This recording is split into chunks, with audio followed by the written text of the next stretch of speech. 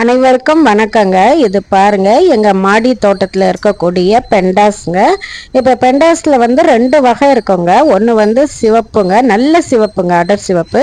இன்னொன்று வந்து நல்ல மஞ்சளுங்க. இதை வந்து பூக்கும்போது அப்படி ஒரு அழகாக இருக்குங்க.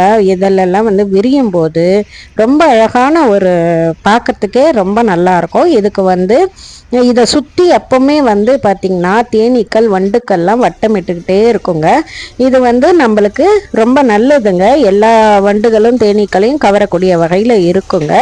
இதற்கு வந்து நல்ல சூரிய ஒளி தேவைப்படுங்க. அதே மாதிரி தண்ணி தினசரி கொடுக்கணுங்க.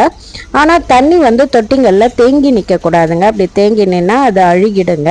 அதுக்கு வந்து நீங்கள் ப்ராப்பராக அந்த தொட்டியில் வந்து ஹோல்ஸ் எல்லாம் வந்து அடிக்கடி செக் பண்ணிக்கோங்க.